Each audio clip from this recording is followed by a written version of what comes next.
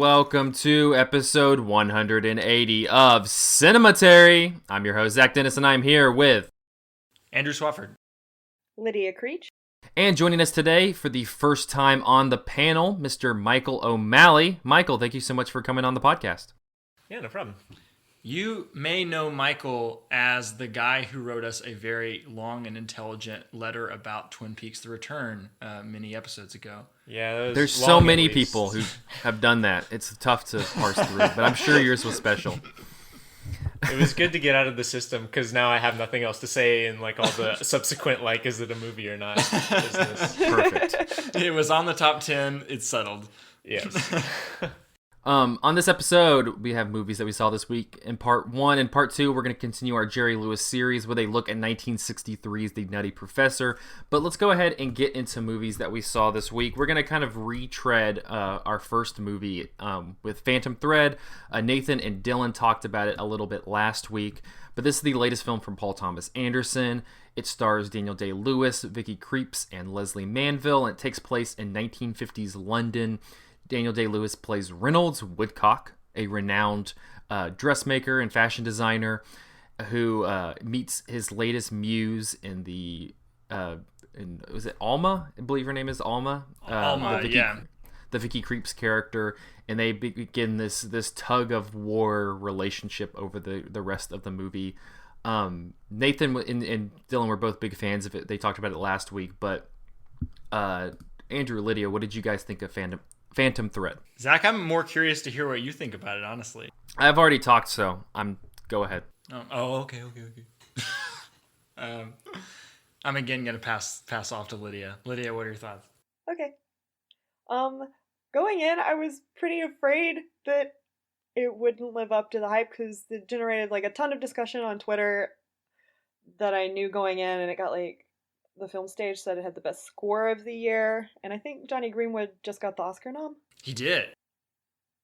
So, congrats. And so you hear all that, and I was really scared, and then Nathan and Dylan talked about it, and they didn't give anything away. Yeah. So I was a little bit apprehensive about seeing it, but it's very enjoyable, if that's the word you can use for what happens. It's very enjoyable if what it does is your thing. I can definitely see people falling asleep during this movie or getting frustrated during this movie, but if you're on its wavelength, it kind of pulls everything off perfectly, right? I don't see flaws in this movie, and I also don't understand criticisms that I've seen recently, but we can get more into that in a little bit. Yeah. I'm going to sip my tea that I'm drinking right now and make a condescending remark because I'm going to try to channel my inner Leslie Manville, who is probably my spirit animal now. No, I love this movie so much. It was so good. You said that it would work for some people and it wouldn't work for others. I'm 100% the person it's working for. Pretty much chop up some mushrooms, drop it in my tea, and let's get going. That's what I'm kind of like. That's my relationship with Phantom Thread.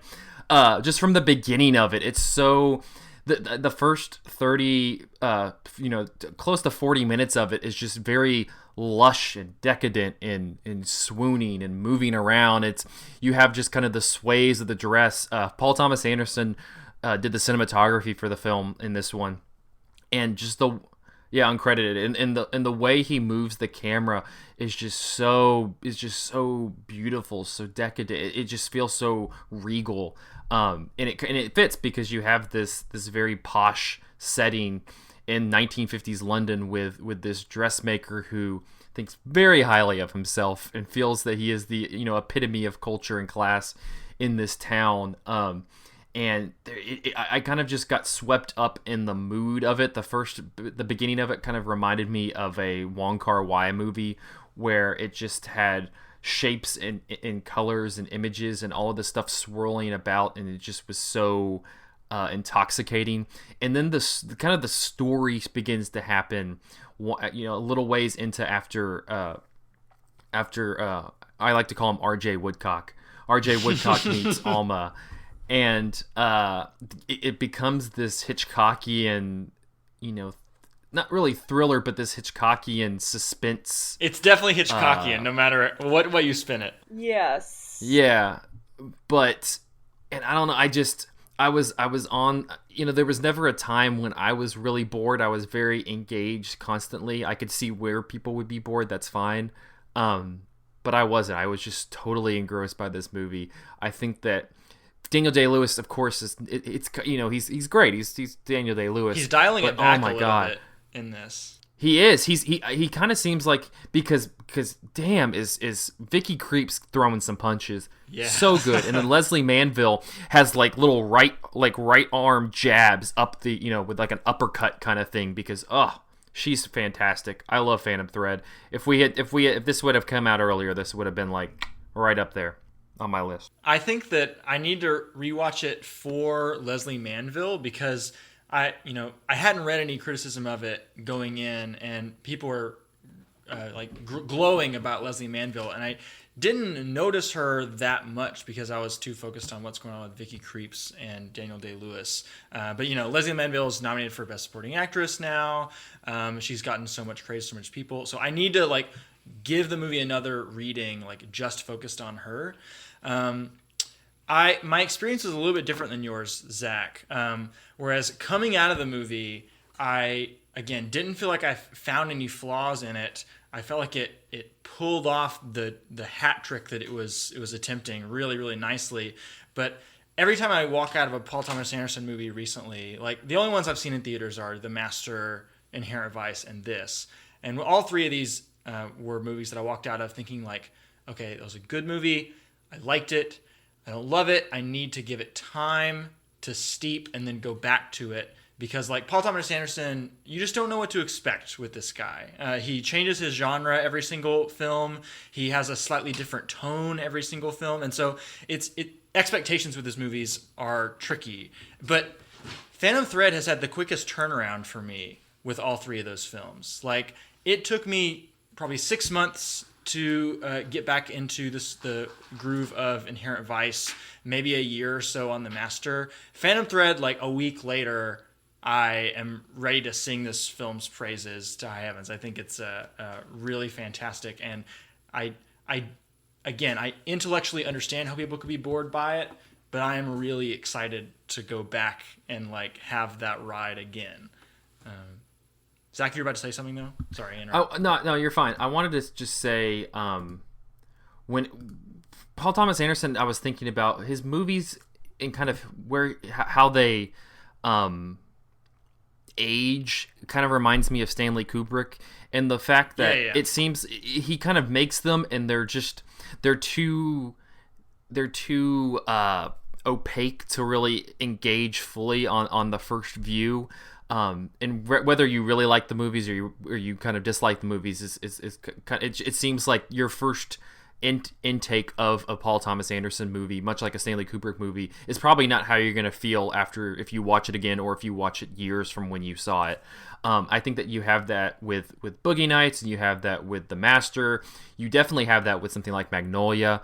And I was honestly really, really, really shocked that the Oscars nominated Phantom Thread so much, because I was telling people that I was like, this movie's fantastic, but I think it's just a little too out there, too understood to really, be nominated so quickly. I thought that, if we had the Oscars for this year in 5 years, it would have been sweeping everything.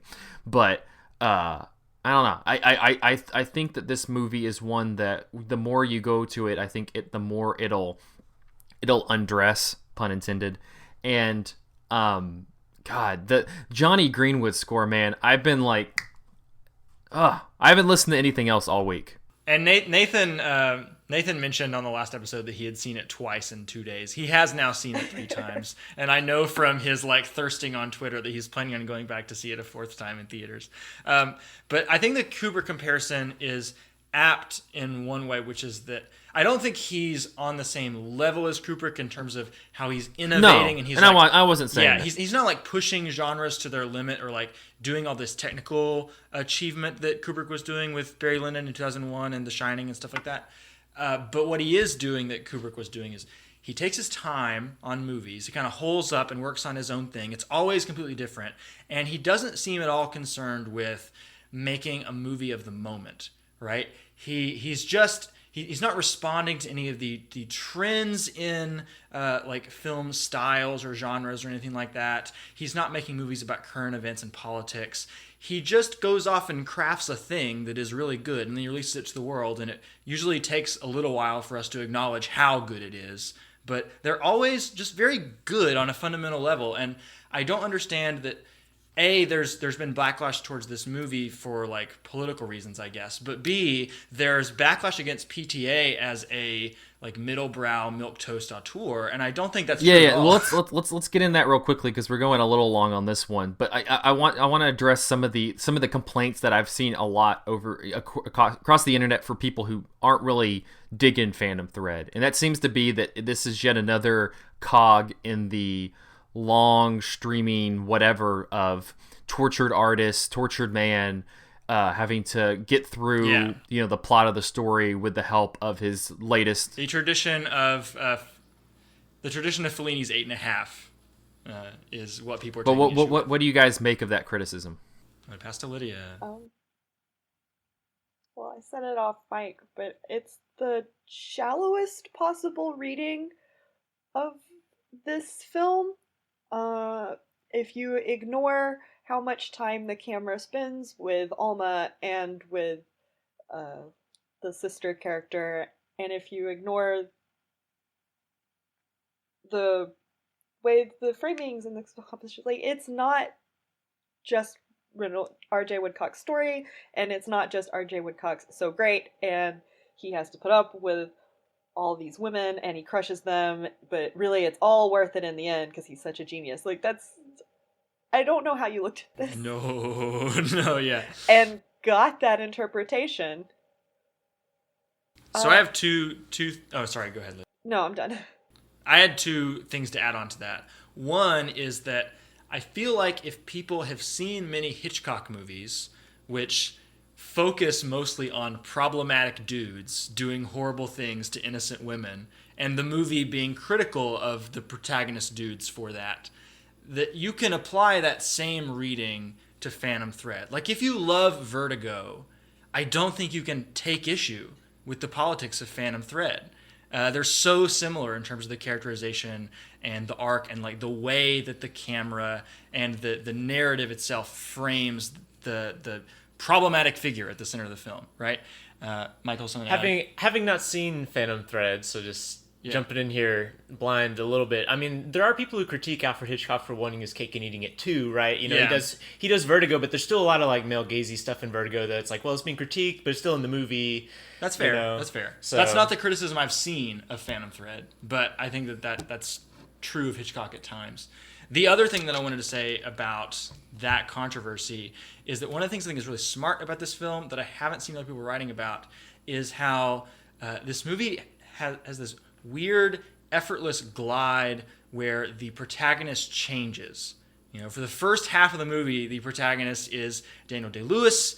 The second half of the movie, the protagonist is Vicky Krieps. Spoiler alert. And you actually don't notice that transition happening because it happens so gradually and so slowly. But by the end of the film, you're like, oh, damn, I've just been like following her around for like 45 minutes. And you didn't even notice that the movie shifted your perspective that way. And I think that there's a bait and switch happening here that that some critics of the movie are taking too lightly. Yeah, that's interesting because I didn't notice that, but that wasn't something that I like actively recognized, you know, after seeing it.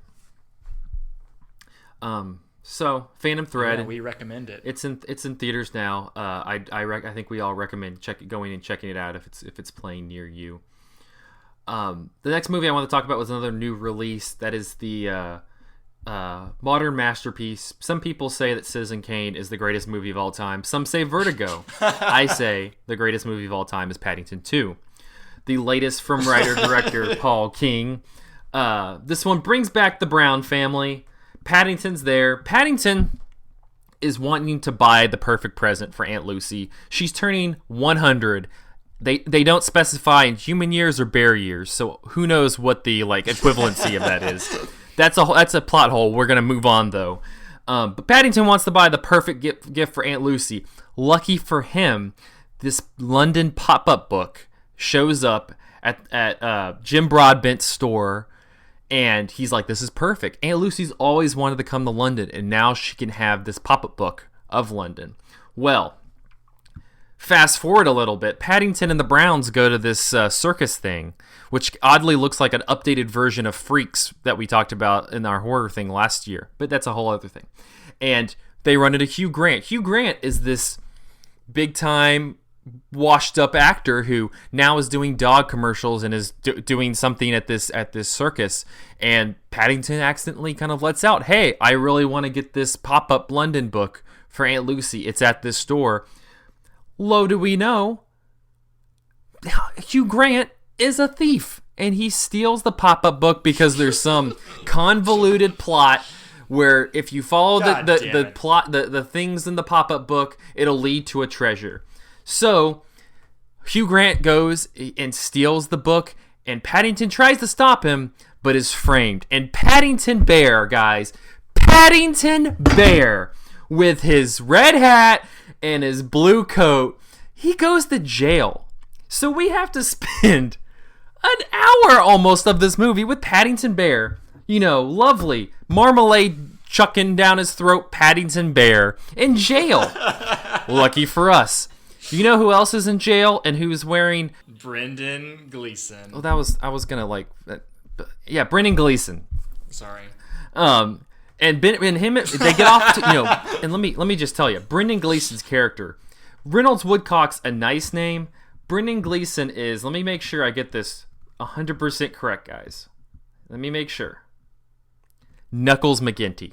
His name is Knuckles McGinty, and he has knuckles on his knuckles. And he's a little mean, but Paddington, of course, wins him over. He warms him up. And so Knuckles McGinty starts cooking marmalade, and that's what they make, and the prison's doing great. And guys, let me tell you, it's been a rough year. We all have our issues. Everybody's fighting their battles. Nobody's battles are bigger than anybody else's. But one thing is true. Paddington 2 can bring the world together. Paddington 2 2020. End of review. Okay, so there's a detail that I've seen people mention about Paddington 2 that I would love for elaboration on. Could you go in depth on to what extent this movie is a Hugh Grant-driven prison musical? Let me tell you. La La Land, Les Miserables, Chicago, get them the hell out of here. At the end of this movie, there's a mid-credit sequence. It's not even part of the movie. It's a mid-credit sequence. Also, Marvel, get out of here, because they're always doing mid-credit sequences and they suck.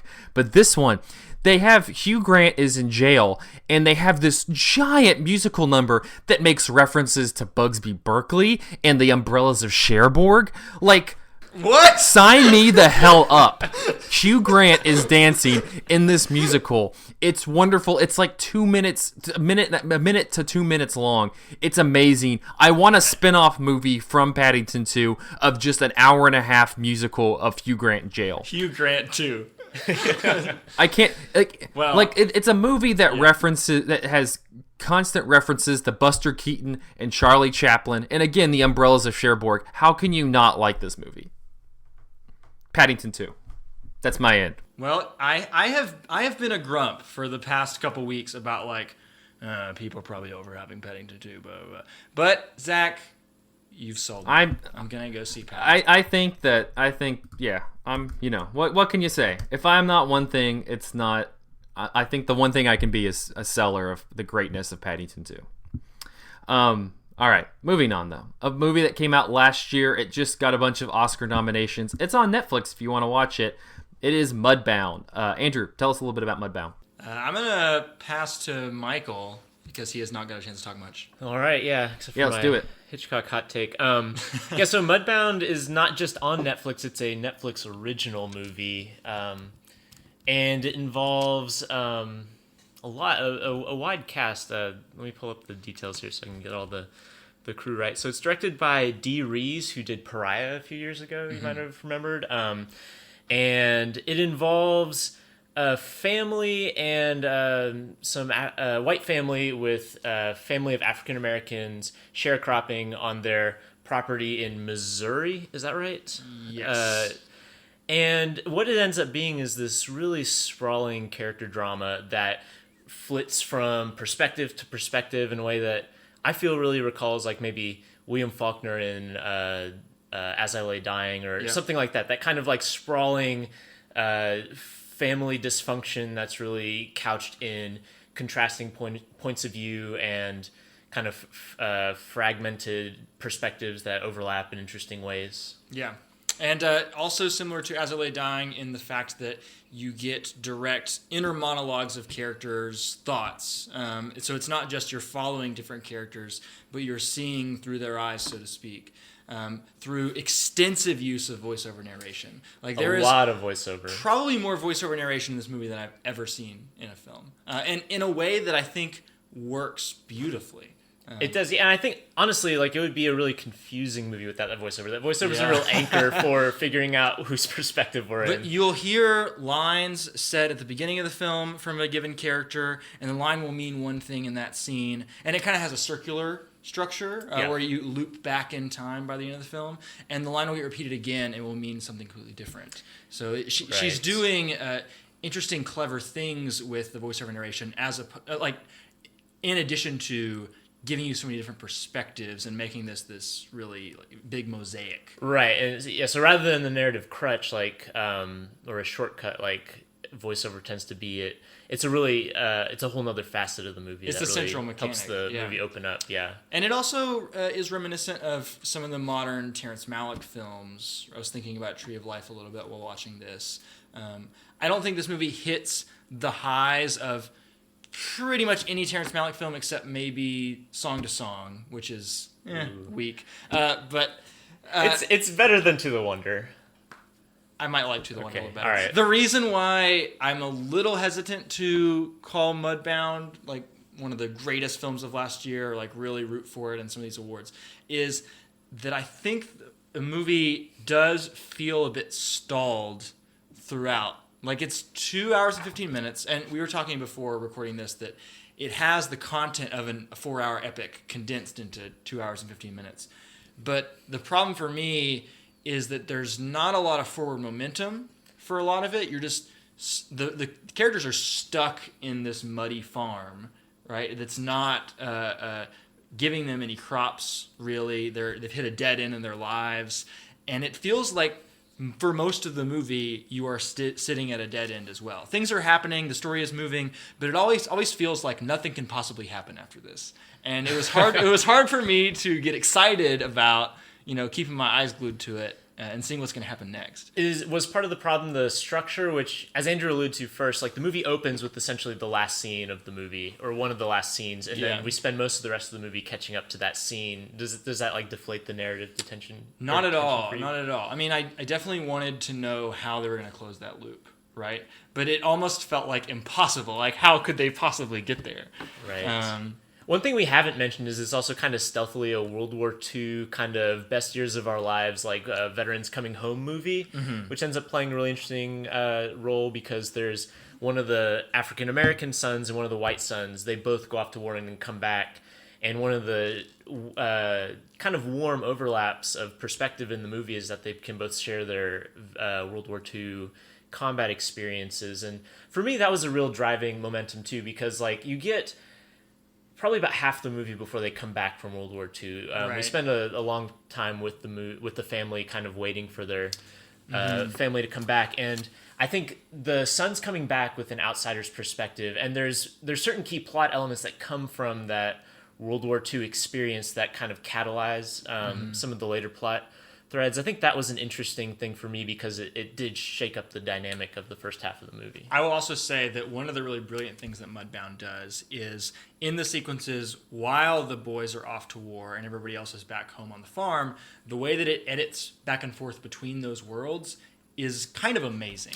There are a lot of moments in which the audio of one narrative overlaps with the video of another one, and you'll have like a sound effect from the first narrative that doubles as a sound effect for what you're seeing in the other narrative. Like there's a moment where you're cutting back and forth between the African-American father on a ladder fixing a roof and the white son in an airplane, in the Air Force. And he gets shot at, and like a window or a bullet hole goes through the window of his fighter at the same moment as the African-American father falls off the ladder and breaks his leg. And the bullet hole sound effect is what you hear when the father breaks his leg. Like, there's a lot of moments like that. Yeah, and there's one particularly memorable sequence, too, in which there's a church service going on for the African-Americans. Yeah.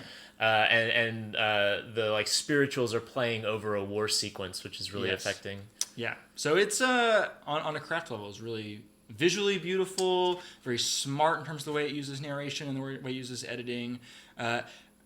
For me, it could be a bit more compelling throughout, but I think that this is one of the smarter historical dramas we've gotten in a while, at least in terms of how it depicts American history. Definitely. And I would say that this is the first, like, really good or great, however you want to characterize it, Netflix original. Like, there have been other Netflix original movies I liked. I liked Hush and Okja. Yeah. But this is the first one that's like been branded with that, like, Netflix insignia at the beginning that I felt like was really connecting with me. It's the best fictional Netflix movie, I would say. I think that 13th is tighter than this, but it's going for a different thing entirely. Right. Yeah, I wasn't considering documentaries. That's Mudbound.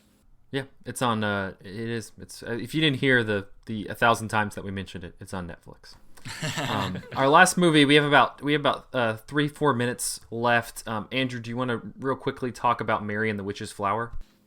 Sure. We can talk about Mary and the Witch's Flower. This is the first film of Studio Ponic. I think it's what they're called. Yes. It is started by a bunch of animators and producers who left Studio Ghibli after Isao Takahata and Hayao Miyazaki announced that they would be retiring from Ghibli. It is directed by a guy whose name I'm forgetting, but he is the dude, you wouldn't know his name probably, but he is the... Hiromasa Yonebayashi.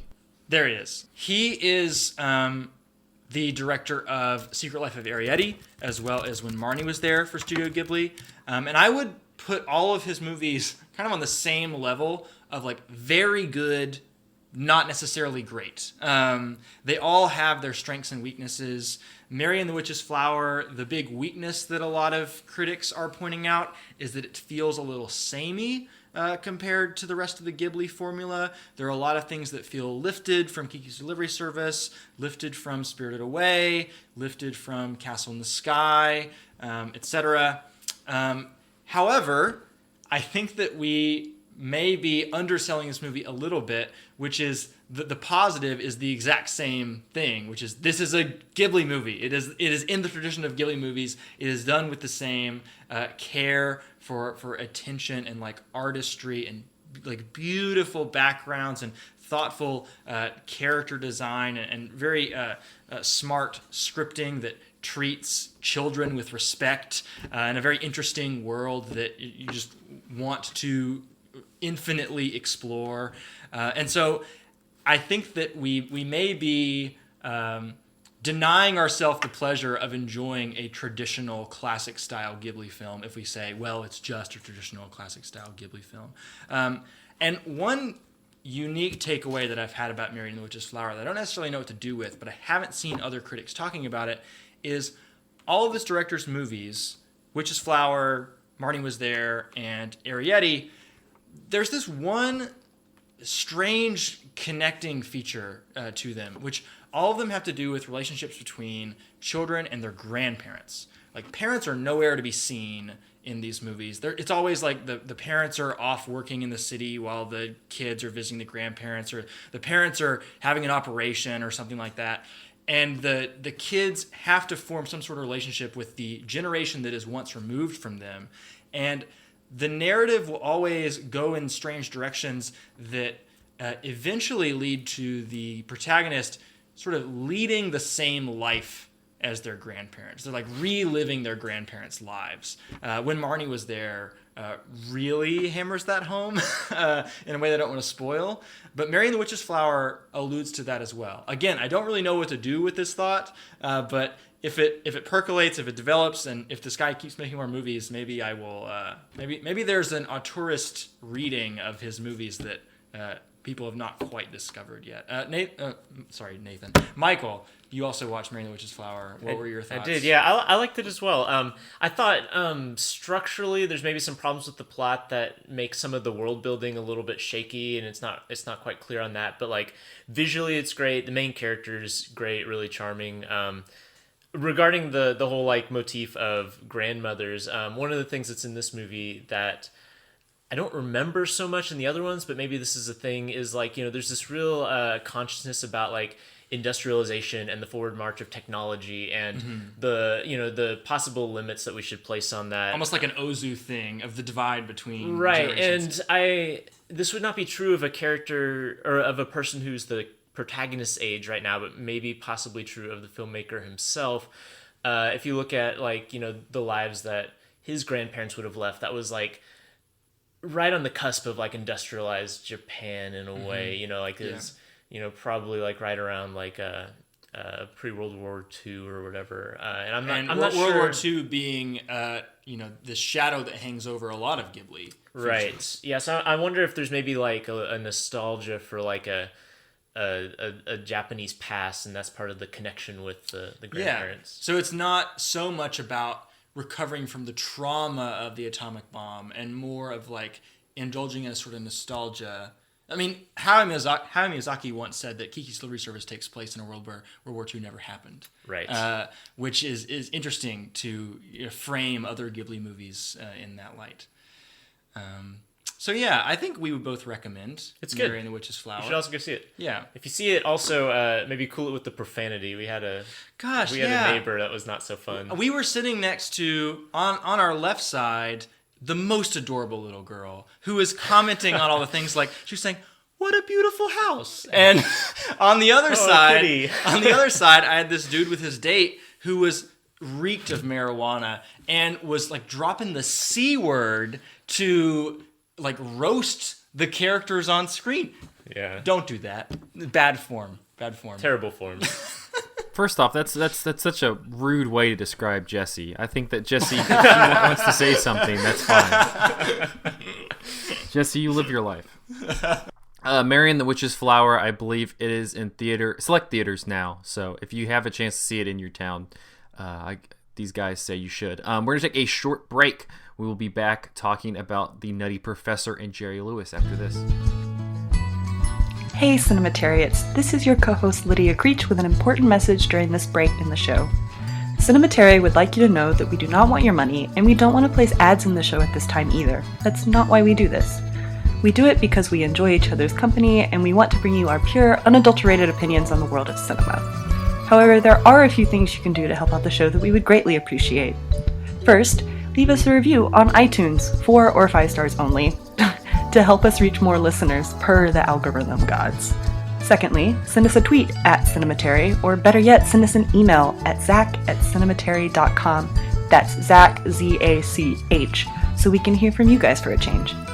I'd especially like to hear if you're a human and not an android who also likes Blade Runner, or maybe you have a suggestion of a movie you would really like to hear our opinions on. Regardless, let us know your thoughts and we will read them out and respond to them on future episodes of the show. Finally, please share the show with friends and members of your family who you think would enjoy listening to and participating in our film discussions that we bring to you guys every week. So, to recap, review, send us your thoughts through Twitter and email, and please share with your friends and family. We would greatly appreciate it. Thanks for listening. Now back to the show.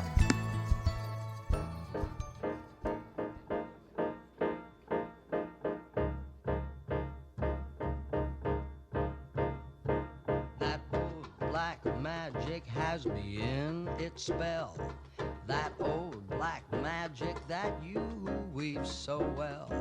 Those icy fingers up and down my spine. The same old witchcraft when your eyes meet mine. The same old... And we are back with part 2 of episode 180 of Cinematary. In this part, we will be continuing our series on Jerry Lewis with 1963's The Nutty Professor. This was written, directed, and starring Jerry Lewis, and the film also stars Stella Stevens, Del Moore, and Kathleen Freeman. The film follows a goofy professor who drinks a potion to improve his social life and is temporarily turned into a handsome but obnoxious persona known as Buddy Love. I'm just reading what IMDb told me. I'm pretty sure he's a Nutty Professor, not a. He's a Nutty, but I didn't want to hit that again. The basic characterization of Julius Kelp was a Lewis staple, having appeared earlier in 1958's Rockabye Baby, and basically identical characters would appear in 1965's The Family Jewels and 1967's The Big Mouth. So he's one note? Buddy Love is often... He's one note. Buddy Love is often interpreted as a lampoon of Lewis's former show business partner, Dean Martin. Lewis, however, consistently denied this in his 1982 autobiography, and again in a DVD featurette entitled The Nutty Professor Making the Formula. Lewis stated that the character was based on every obnoxious, self-important, hateful hipster he ever knew. In the DVD commentary, Lewis speculates that he perhaps should have made Love more evil, since to his surprise, more fan mail came for Love than for the Professor. That's a problem. Film critic Danny Peary made the claim in his 1981 book, Cult Movies, that the character of Love is actually the real counterpart of Jerry Lewis. Lewis has stated that the two represented good and evil. The character of Professor Frink from the animated TV series The Simpsons loosely borrows many of the Nutty Professor's mannerisms and techniques from how Lewis delivers the character, as well as the transition to a Buddy Love version of Frink in several episodes. In one episode, the character of Frink's father was voiced by Lewis. In one scene, Buddy Love instructs the bartender to make an Alaskan polar bear heater, quote, mix it nice and pour it into a tall glass. The bartender asks if he can take a sip. After doing so, he freezes like a statue. While the drink started as fictional, it is now listed on some cocktail websites. Initially, Lewis wanted distinguished British actor John Williams, known for his role in Hitchcock's Dial-In for Murder, to play the college dean. Williams, on the other hand, was unimpressed with Lewis as a director or an actor and dismissed the film as trash, so the role went to Del Moore. Stella Stevens was still considered a relative newcomer when Lewis cast her in the film. Her playful ping-pong between two stereotypes, the girl next door and sex kitten, was ideal for the role. The fact that she had recently been on Playboy's Playmate of the Year didn't hurt her screen image at all. Lewis was so infatuated with the actress during filming that he once confessed to her in a personal note, quote, "You're the reason men can't live without Jesus the pride Christ, and he harassed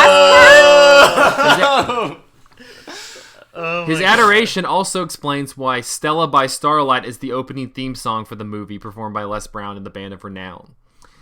Lewis was particularly secretive about the scenes involving the Hyde personality Buddy Love, and maintained a close set during the filming of these sequences.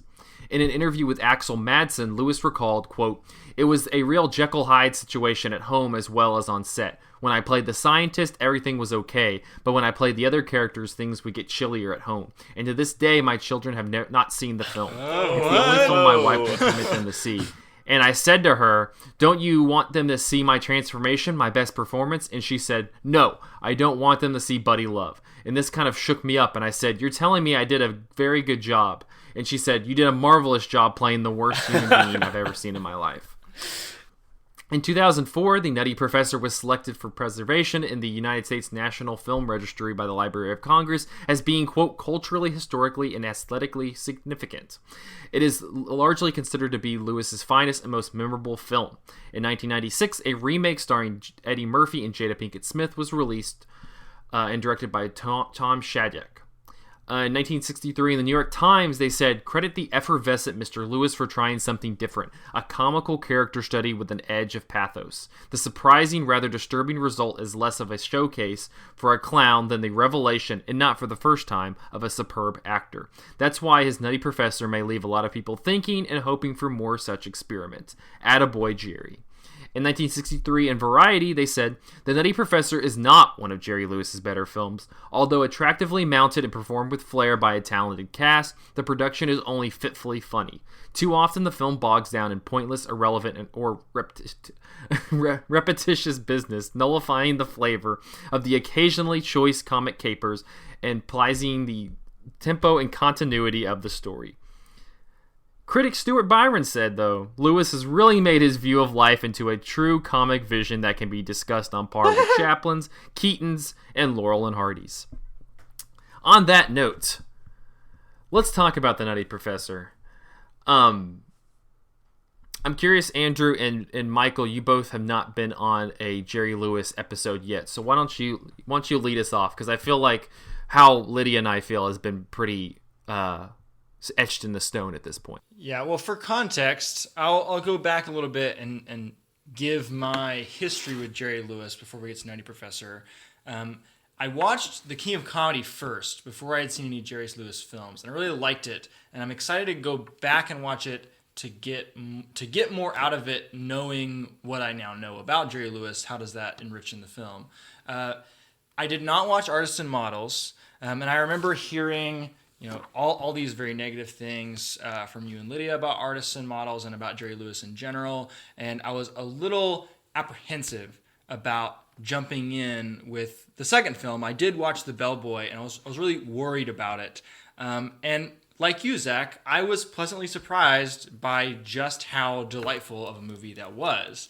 I think that it really does capture something about silent comedy. It does feel in the vein of Chaplin and Keaton and Lloyd and Tati and all those people, mostly because Jerry Lewis keeps his mouth shut for pretty much all of the movie, and they are forced to do things visually and play with tricks of the camera and tricks of editing and things like that. Those are the ways they make jokes in The Bellboy. Coming into The Nutty Professor was like an eye-opening experience of realizing why you guys had such a negative reaction at first, and just how gross and obnoxious this dude can be in a way that is interesting, but not necessarily redeeming in any way, I don't think. Michael, what are your thoughts? Yeah, I'm sort of on the same page. I watched King of Comedy forever ago, loved it. Bellboy was good and far stranger than I was prepared for. Like the kind of like weird, like surreal, absurd bent of it was really unexpected. Then on my own, I watched It's Only Money, which is like unremarkable. Like it was fine, but it was also like Jerry Lewis being a more, I guess, typical Jerry Lewis role, and very very talky, kind of a little bit infantile, a little with the way he interacts with people, and like it was okay. Like it, not as, I didn't enjoy it as much as Bellboy. And then this feels like, so like, I mean, there's this thing with like the auteurist like school of thought, where it's like someone is interesting solely for having like a unique point of view, or like a notable point of view. So like, there's like Michael Bay auteurists and Adam Sandler auteurists, and like I don't really understand those. Like they're like, I can identify that this is coming from a really unique and like passionately portrayed worldview, but I don't really understand why we would want to like pour over these movies. And not every worldview is a valuable worldview. Right. And I feel the exact same way about Nutty Professor, where it's like clearly from this like idiosyncratic, artistic and philosophical place, and it just I think you're giving it too much credit. It's idiosyncratic, Andrew. It's idiosyncratic. I don't know if Jerry Lewis has a worldview. I do not. Everyone has one. It's just maybe he's just not very. He doesn't distill it into his movies in a way that is clear to me. It's maybe not articulatable, but this is a movie that I feel like I don't think I've seen a movie quite like this, in the sense of like just the way that it'll like commit to like these sincere beats and then end on like just a weird like fart of a joke. And just I don't know. There's a commitment to whatever vision Jerry Lewis had, even if it was like a fly by the seat of his pants vision. Right. That feels unique, but not very like compelling to me. Lydia, you were gonna say something? Sorry. Yeah, it was interesting you mentioned it, Michael, about you don't know if Jerry Lewis has like a particular vision, and I think that's also because I've seen quite a few Jerry Lewis. Now I've also on my own did the Disorderly Orderly and the Patsy. And the thing about crafting a really lovable comedic persona, we're gonna go back to Chaplin because Jerry Lewis loves him.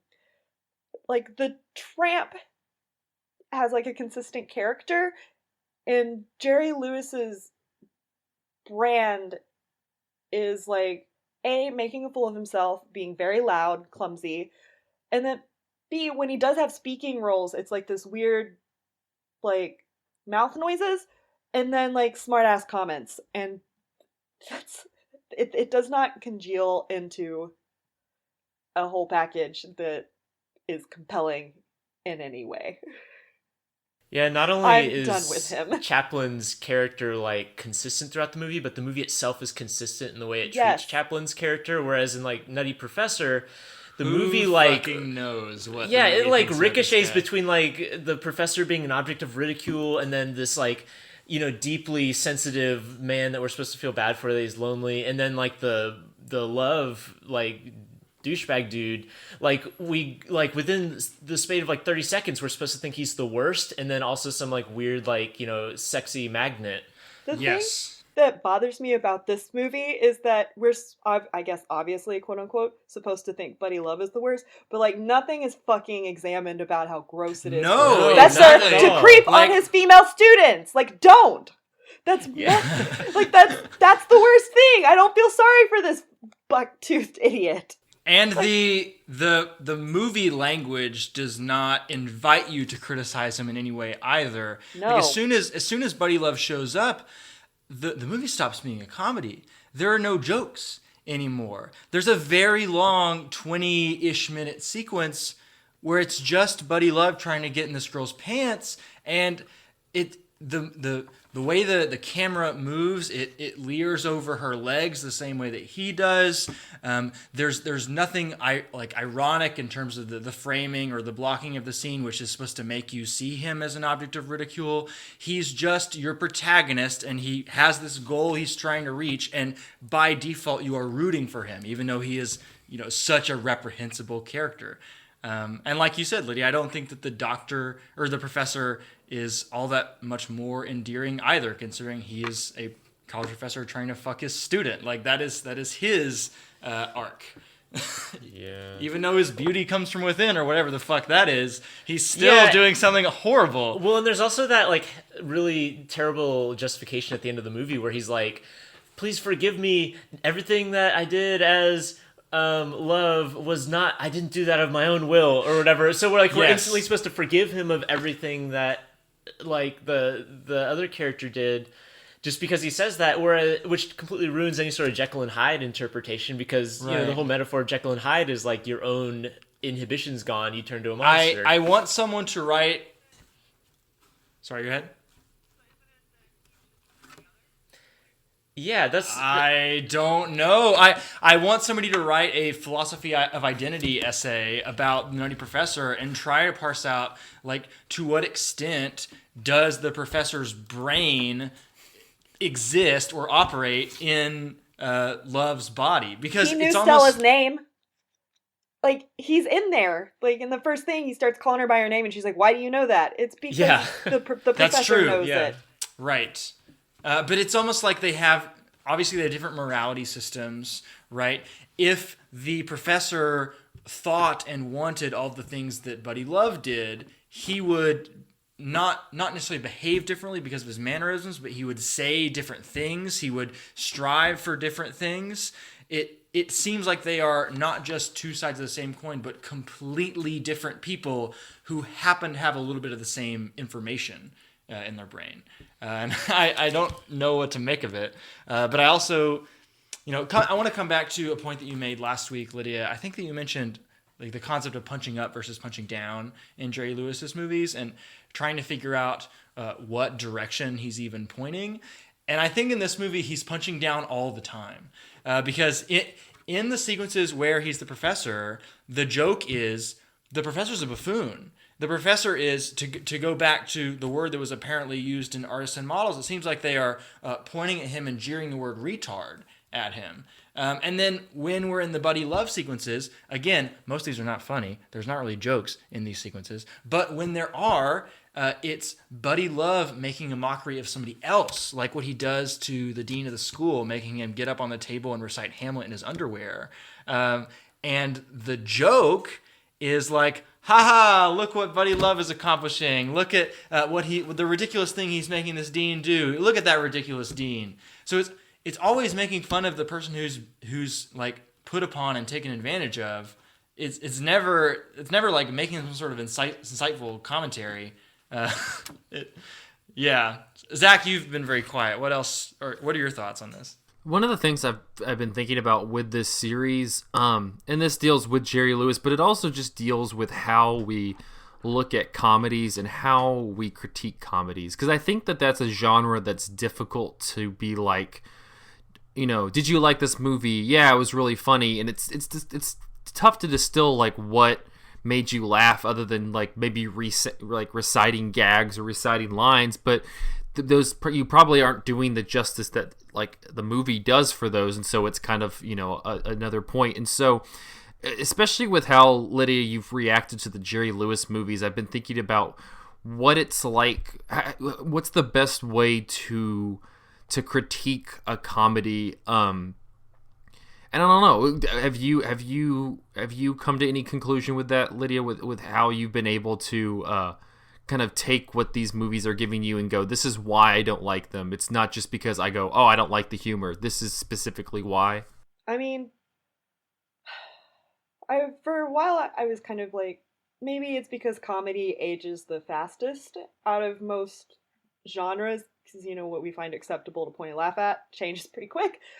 But it's not even that, because I can still go back and watch like Buster Keaton and Chaplin and find those delightful and surprising, I think maybe, and funny, and be caught off guard. And I'm just not caught off guard by Jerry Lewis. I find most of his targets to be obvious, the performance to be one note. I've already mentioned how really horrifying I find like the facial contortions and the screaming and the motor especially mouth thing. Here, and the teeth, and like how much mileage they get out of the teeth here is really gross.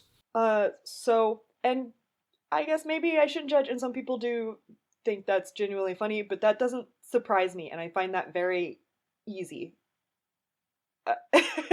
Maybe that's really snobbish, but and as far as like using comedy to make a point or like transgress social boundaries or like a satirical way, I don't think he's doing that either. Like if Jerry Lewis, I've seen a lot of people describe his comedy as like kind of angry and like outward, like just at the world, and it's like, so what? I've seen it done better and cleverer by other comedians. So I don't know what I'm supposed to take away from his comedy. Yeah, no, I definitely agree. It, you know, when you think, and we talked about this last week, but when you think of the kind of schlubby loser character, you know, I think of, you know, Chaplin's The Tramp in City Lights. I think of Buster Keaton's character in The General, where these were characters that you can tell are kind of schlubby, you know, losers who are, who, you know, incompetent. Yeah, exactly. And the arc that those characters have, not only are they generating the comedy, but the comedy kind of bounces off them at the same time. So it's like they're making fun of everybody else, but they're also making fun of themselves a little bit. And I think that and Andrew, I think maybe you already made this point, but Jerry Lewis, I don't think he's never really like poking fun at himself in this movie. It seems like he's always just kind of using the jokes to just kind of generate these very pedantic, simple laughs about the characteristics of these characters. And yeah, that's just not very creative. It just seems it seems in line with the comedies of today, where sure, the Nutty Professor probably has a little bit more visual language than, you know, a Judd Apatow comedy or something in that vein, but they're not that much far off in terms of how much they're kind of flexing their muscle to make the most out of every laugh. It has a little more visual language than a Judd Apatow comedy. I think. No, that's what I'm saying. This movie is so much more talky than The Bellboy, and I loved a point that Nathan made about The Bellboy last week, where he said, it's Jerry Lewis's comedy doesn't come from the relationship between the character and the other characters, but between the character and the space in which they inhabit. And I felt that maybe like once or twice in The Nutty Professor, like the really elongated gag where he keeps sinking deeper into the chair was a really funny moment.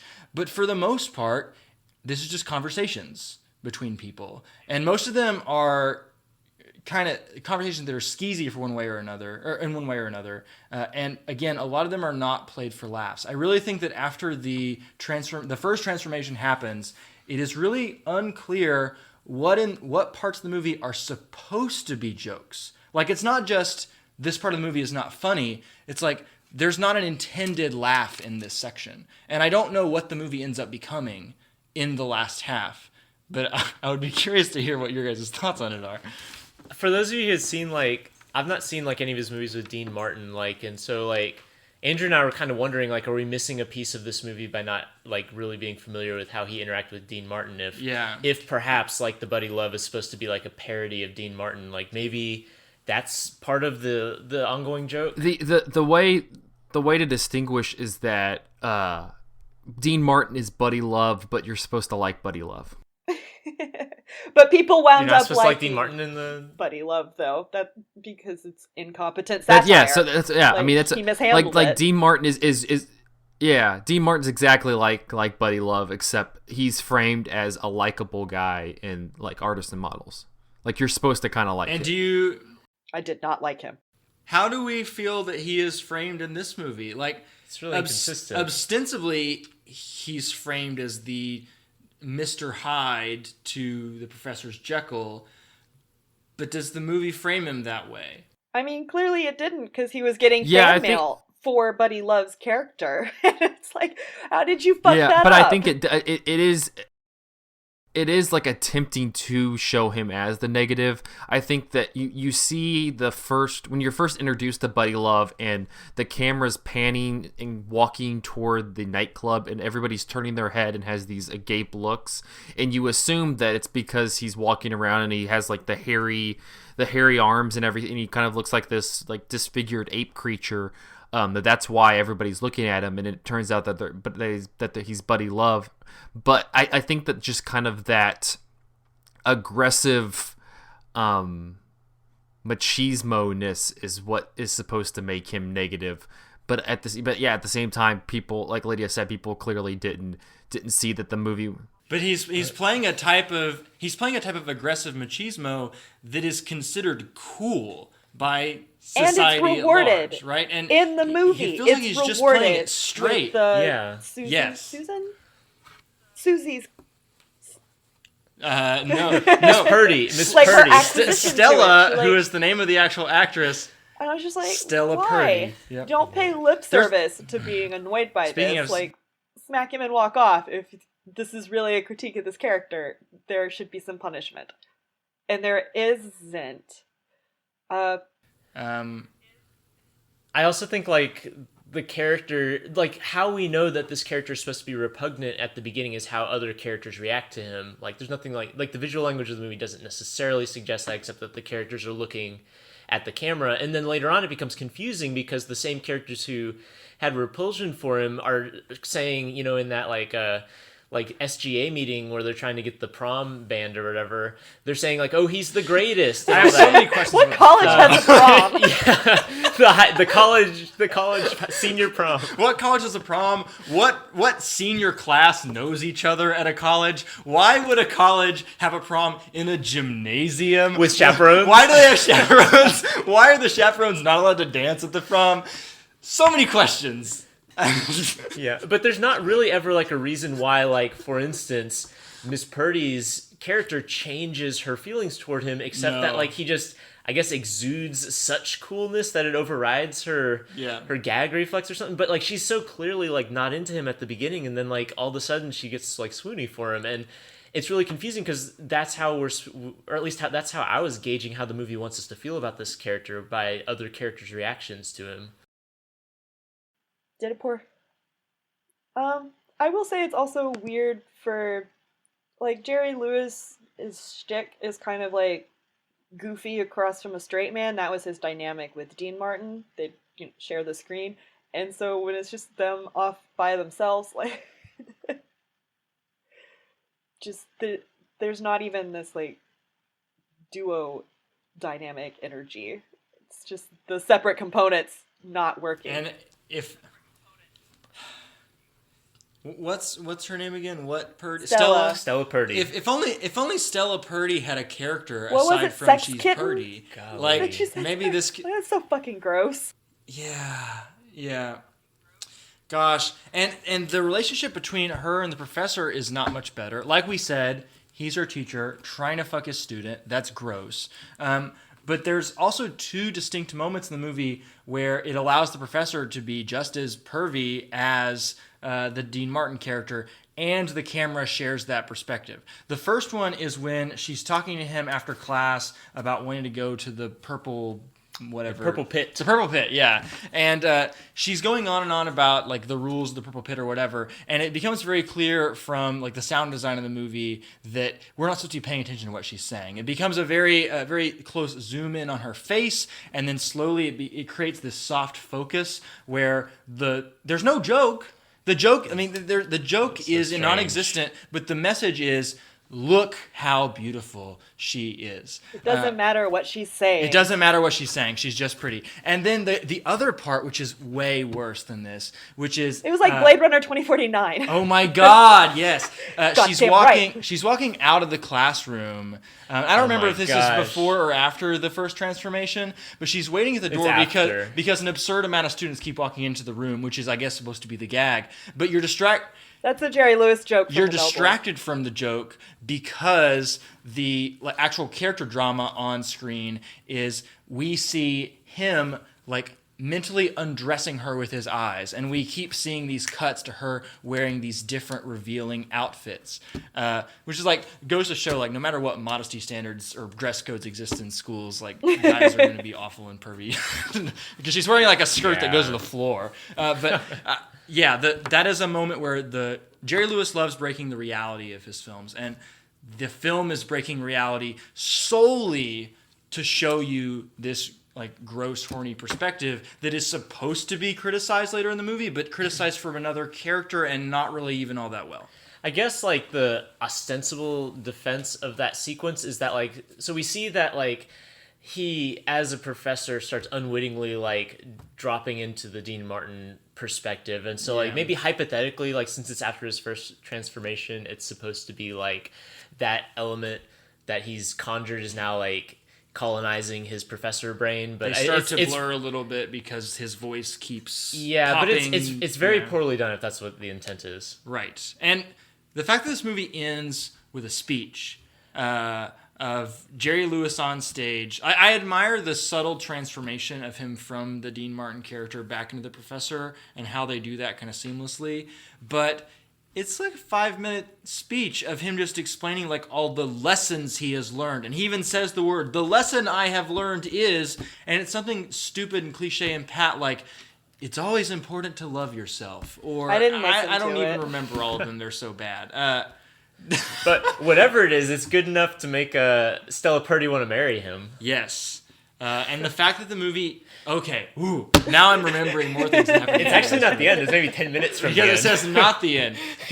That's movie, not all, folks. The movie, quote unquote, ends with him getting the reward kiss from Stella Purdy, who he's been ogling the entire movie. And then it says, that's not the end. That's not all, folks. And then we see a sequence which maybe is meant to actually criticize the toxic masculinity of earlier on in the movie, where it turns out that Jerry Lewis's dad has been taking the transformation serum, and he has like taken charge of his wife and is being really chauvinistic to her and like telling her to mush to move forward and telling him to shut her mouth when she starts talking. But Jerry Lewis has the opportunity to step in and try and stop it, and he and Stella say, nah, what will be will be. Let's just let them be. They walk off. Live our own life. Yes, and she has the toxic masculinity serum in her back pocket. So I couldn't figure out what that was. Okay. That's what that was. They're going to take it no matter what. She likes Dean Martin too much. So the moral of the story is girls just want to be bossed around and talked down to, and until they're married. Yeah. And then they turn into shrews, I guess. Yeah, basically. And I mean, the real big takeaway here is this movie is not funny. It has a couple of good jokes in the first 30 minutes that are okay, but not nearly enough to salvage the train wreck that it becomes about halfway through. Yeah. I was going to ask Zach, since you've, I guess, seen the most or with us, like, why is this his best? Why is this Jerry Lewis's masterpiece? Or, like, most highly regarded? I don't get it. I don't know. Yeah, I don't know. I guess that this kind of epitomizes, if you like Jerry Lewis, all of the factors coming together. I think that this kind of attempts the colors that we discussed with artists and models. You can feel that Tashlin impact that he had from work. He kind of puts some of that into this movie. I think he does hit at one. He has his voice inflection. He has his facial twitches. He has kind of his physicality that he's been displaying over the course of the movies that we've watched so far. I think that this just feels like, I feel like it's just a culmination of everything that when you describe Jerry Lewis and what you like about him, this is what the movie would like. That all comes together for this movie. And if that's the case, I guess I don't like Jerry Lewis. This movie does look really nice. Like the colors, I think were a consistent positive note for me. I've seen colors before, Michael. I have seen colors before too, but when the movie's not that funny, you gotta latch onto something. And I think I've also seen movies that weren't this colorful either. So it's like I've seen Suspiria, Michael. Okay, it's fine. fine. I've eaten a hamburger, but I've also eaten steak. But Hey, I'll tell you one thing. I thought about jumping in that barbed wire room from Suspiria. I'll tell you that. I feel like this is all of this is our closing thoughts. Does anybody else have anything else to say? We should leave it there. I wanted to jump into the barbed wire room. All right. Well, that wraps up this episode of Cinematary. You can find us on Facebook at facebook.com/cinematary, on Twitter at twitter.com/cinematary, and on Letterboxd at letterboxd.com/cinematary, where you put all the movies that we talked about in this episode. Next week, we will be concluding our series on Jerry Lewis with a look at the classic Martin Scorsese film, The King of Comedy from 1982, where Jerry Lewis is very much different from the persona he portrays in his comedies, or at least that's what he would assume. I'm very excited to watch this though, because I've seen King of Comedy twice. I really like it, but I really never saw Jerry Lewis movies before I saw this, so I'm excited to kind of put that context around his character, because really, when you watch The King of Comedy, you're just so enraptured by what Robert De Niro is doing. So it's gonna be interesting to watch Jerry Lewis in that one. We'd also like to let you guys know on Cinematary.com, our best of 2017 list for this week was the best foreign films of 2017. Good stuff here. We got some Hong Sang-soo, some Sion Sono. Andrew wrote about The Untamed. There are a lot of good stuff. If you're looking for some foreign films from last year to check out, we got a good list. And then make sure to check out our list of blockbusters and comedies as well. This coming up week, which the Monday after this episode drops, we'll have our best hidden gems of the year. So please check out the Cinematary website. We got a lot of good writing coming there in the coming days. Until then, thank you guys for listening. We'll see you next week.